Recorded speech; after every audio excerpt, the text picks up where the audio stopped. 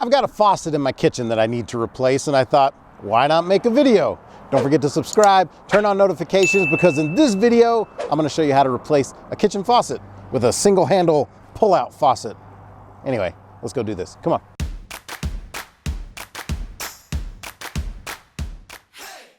Most faucet installation processes are pretty similar, so hopefully this video is helpful even if your faucet isn't exactly like the one that I'm going to install. Now, go find whatever fixture you want at the hardware store, but you do need to know if your sink has 1, 3, or 4 holes, because that'll affect the kind of fixture that you can actually install. When you pick your fixture out, see if you're going to need any specialty tools or extra supplies to install it. I need a blank to cover one of the holes that I'm going to have on my sink, and I may need a basin wrench, which is an odd tool that you might not have. Once you've figured that out, now we're going to start the process of installing it. First thing you want to do is clear out everything under the sink. Get a bowl to catch any water that drains out. After that, you actually want to shut the power off to the garbage disposal, because it's not usually GFI protected and you don't want to get shocked when you're doing this.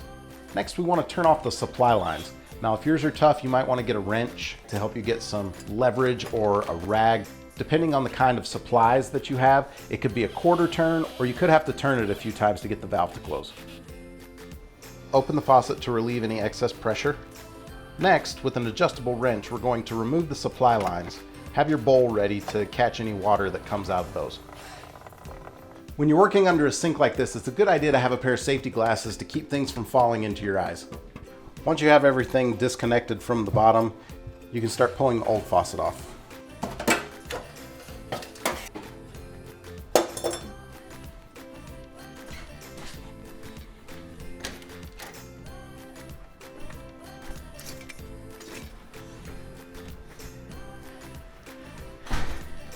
After you remove the old faucet, if you want to clean, you can.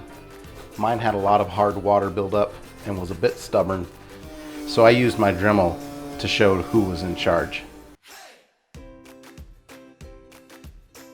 Next, place the escutcheon plate over the holes. You need to take the gasket, the spacer, and the tension nut off before you feed the lines behind the sink. Feed the lines and shank through the hole.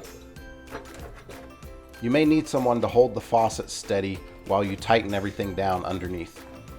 Next, you want to feed the hoses through the gasket, the spacer, and the tension nut. Run those to the bottom of the faucet shank. Screw the tension nut on hand tight, then use a screwdriver to tighten it down and get the tension you need. Make sure that the escutcheon plate makes a good flat seal against the sink surface. Anywhere you're making a plumbing connection, add a couple layers of Teflon tape to avoid leaks.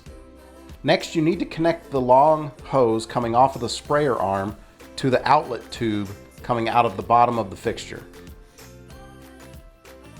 Attach the weight so that the hose pulls back in when you're done using the sprayer. Attach the hoses to the hot and cold water supplies. Use your wrench to tighten the connections, and then turn the water back on. Check for leaks. If you notice any, you may have to tighten the connections to get them to stop. After you're finished installing the faucet, either remove the sprayer head or the diffuser on the end of the faucet.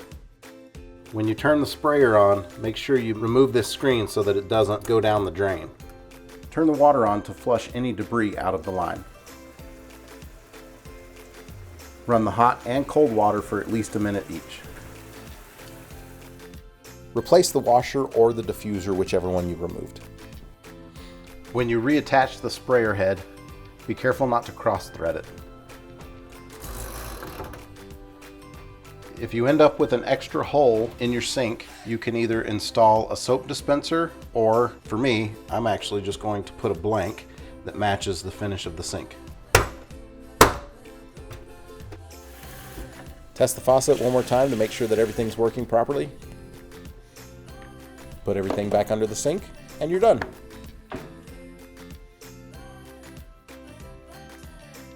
I don't know that this is a beginner type project, but if you're handy and you're okay tackling these types of things, it's something that you can do yourself. I mean, it wasn't the most fun being up under the sink and having stuff fall in my face and mess up my hair. Anyway, it was just, you can do it if you want to. If you ever feel like you've gotten in over your head, stop and call a plumber that you trust for some help. This is something that they do day in and day out and should be able to help you pretty easily. If you've liked this video, give us a thumbs up. Don't forget to subscribe, turn on notifications, drop me a comment below. Let me know any other videos you want me to make about your electrical, plumbing, heating, or air conditioning system. But until next time, thanks so much for watching. See ya.